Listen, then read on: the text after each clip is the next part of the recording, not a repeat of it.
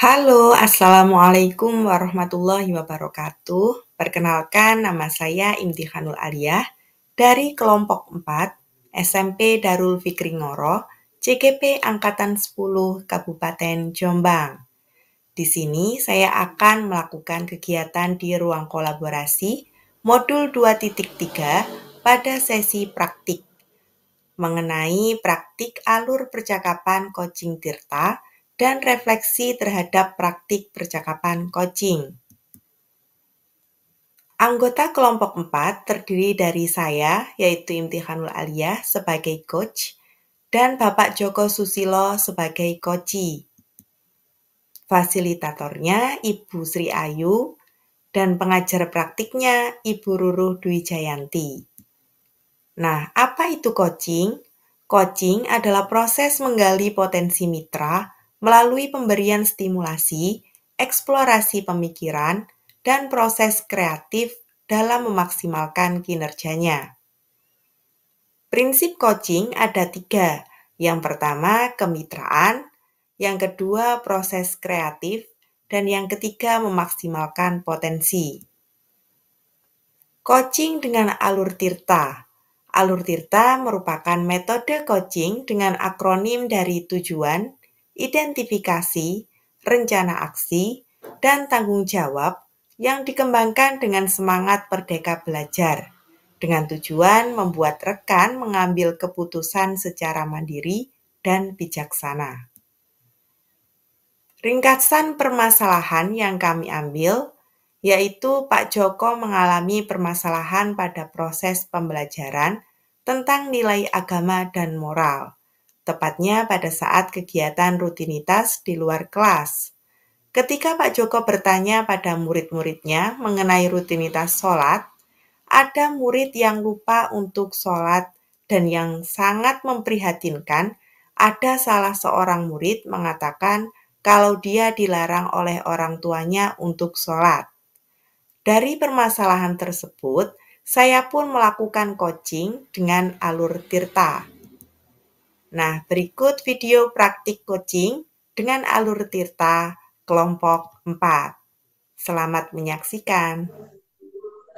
Assalamualaikum warahmatullahi wabarakatuh. Selamat siang Bapak Joko, bagaimana kabarnya? Waalaikumsalam warahmatullahi wabarakatuh, Bu Iim. Alhamdulillah kabar saya baik, Bu. Kabar Ibu sendiri gimana? Alhamdulillah sehat Pak Joko. Mudah-mudahan kita selalu tetap sehat ya Pak. Amin, amin. Bagaimana Bapak Joko? Sepertinya Bapak ada masalah. Apa ada yang ingin Bapak bicarakan? Iya, Bu Iim, saya pengen ngobrol atau pengen curhat sama Ibu tentang proses pembelajaran saya, Bu. Boleh Pak. Apa yang bisa saya bantu Pak? Begini, Bu, saya sebenarnya bingung dengan anak didik saya, Bu. Kenapa anak didik saya masih ada yang tidak sholat, Bu? Padahal dia setiap rutinitas pada pagi hari, saya selalu mengingatkan untuk sholat. Sekarang, coba Pak Joko ceritakan apa yang Bapak alami saat ini.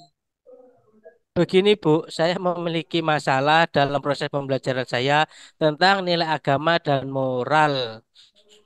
Pada saat kegiatan rutinitas di luar kelas, di mana ketika saat bertanya kepada anak tentang siapa yang tidak sholat, ada sebagian kecil anak itu menjawab ada yang sholat, ada juga yang anak mengatakan kalau dia lupa untuk sholat dan yang sangat memperhatikan sekali bagi saya yaitu ada salah seorang anak mengatakan kalau dia dilarang oleh orang tuanya untuk eh,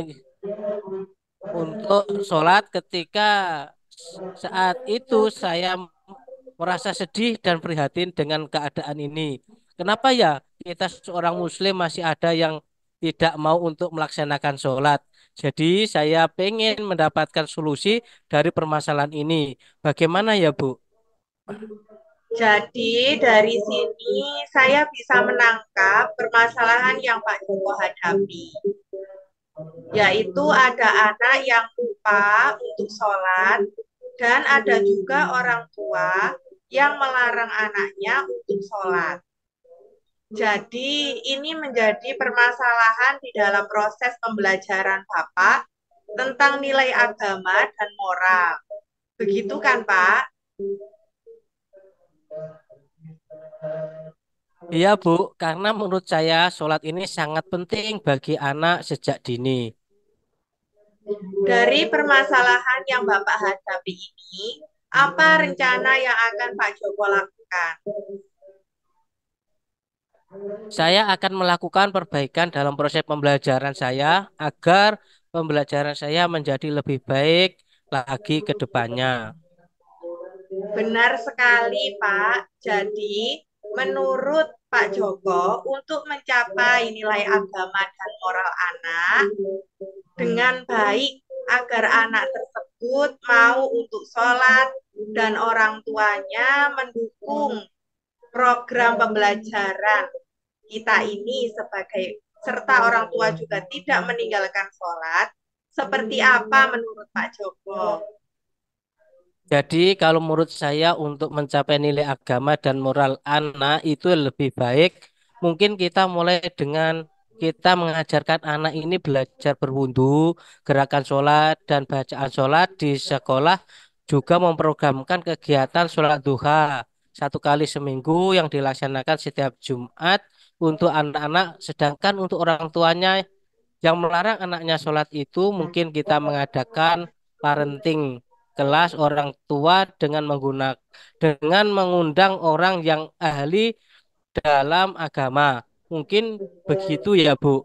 Di mana dengan kegiatan parenting ini orang tua bisa berpikir bagaimana menjadi orang tua yang ideal dan menjadi keluarga yang bisa menjalankan ibadah dengan baik karena sholat itu penting bagi kita orang Muslim. Jadi Pak Joko ingin anak ini mau untuk sholat dan orang tua juga bisa menjalankan kewajibannya sebagai seorang muslim untuk sholat dan tidak melarang anaknya untuk sholat. Begitu Pak, begitu ya Pak. Iya, benar, Bu. Terus bagaimana dengan orang tua yang masih tidak peduli dengan ini? Seperti seandainya ada orang tua yang bilang, anak saya mau sholat atau tidak sholat itu bukan urusan Bapak. Lalu bagaimana Bapak menanggapinya? Saya akan mengajak orang tua melakukan refleksi dan berbicara dengan pelan-pelan dengan orang tua.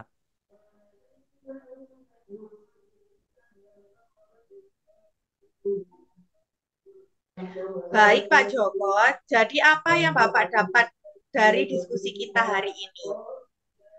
Saya pikir ketika pembelajaran ini kita hanya menjelaskan dan menyampaikan saja kepada anak, itu tidak cukup seharusnya kita juga mempraktekkan kegiatan pembelajaran ini pada anak. Jadi itu akan lebih baik menurut saya, Bu. Apa dukungan yang Bapak butuhkan untuk berjalannya kegiatan ini? Saya butuh dukungan dari kepala sekolah, rekan sejawat, murid, dan orang tua murid. Karena dengan kita berkolaborasi, pasti kegiatan ini akan berjalan dengan baik dan akan berhasil. Bagus sekali Pak Joko. Kita perlu berkolaborasi dalam menjalankan ini. Karena berkolaborasi, semua yang berat bisa menjadi ringan. Iya, Bu. Mudah-mudahan bisa diterapkan ya Pak Joko. Saya ingin mendengar ceritanya lagi kalau Bapak sudah melakukan kegiatan itu. Kira-kira kapan akan dilaksanakan Pak Joko? Insya Allah saya akan melakukannya minggu depan, Bu. Minggu depan ya. Oke, Bapak Joko, saya tunggu hasilnya setelah Bapak mencoba seperti yang Bapak jelaskan tadi, dengan melakukan praktik sholat di sekolah, membuat kegiatan parenting untuk orang tua, dan melakukan refleksi. Luar biasa, Pak Joko. Terima kasih banyak atas curhatnya dan sudah mengajak saya untuk mencari solusi bersama. Sama-sama Bu Iim sudah menemani saya ngobrol dan curhat. Sama-sama Pak Joko, sampai ketemu lagi Pak Joko. Terima terima kasih. Terima kasih juga Bu Iim. Refleksi diri praktik coaching dengan alur Tirta. Pertanyaan yang pertama, apa yang sudah berjalan dengan baik selama percakapan? Yang sudah berjalan dengan baik selama percakapan adalah percakapan sudah sesuai dengan prinsip coaching, yaitu terdapat kemitraan, proses kreatif, dan memaksimalkan potensi. Pertanyaan yang kedua, apa yang masih perlu diperbaiki atau ditingkatkan? Yang perlu diperbaiki atau ditingkatkan adalah mengajukan pertanyaan yang lebih tajam dan lebih kritis kepada coach. Pertanyaan yang ketiga, apa yang Bapak Ibu lakukan untuk tetap dalam kondisi presence atau kehadiran penuh sebelum dan saat melakukan coaching? Yang perlu saya lakukan untuk tetap dalam kondisi presence atau kehadiran penuh sebelum dan saat melakukan coaching adalah tetap berusaha menunggu coach ketika coach dalam proses berpikir atau mencari solusi dalam mengatasi permasalahannya. Pertanyaan yang keempat, apa yang akan Bapak Ibu lakukan untuk memperbaiki atau meningkatkannya? Yang akan saya lakukan adalah meningkatkan kemampuan dalam membuat pertanyaan yang lebih tajam, sehingga saya dapat menggali informasi lebih dalam dari coach. Umpan balik dari coach pada praktik coaching dengan alur Tirta. Coach merasa senang karena dilibatkan dalam memecahkan permasalahan yang sedang dialami, yang mana coach memberikan stimulasi berupa pertanyaan yang dapat menggali potensi dalam diri coach. Sekian video praktik dan refleksi dari kelompok 4. Mohon maaf jika banyak kesalahan dan kekurangan, dan terima kasih sudah menyimak sampai akhir. Salam guru penggerak, tergerak, bergerak, menggerakkan. Wassalamualaikum warahmatullahi wabarakatuh.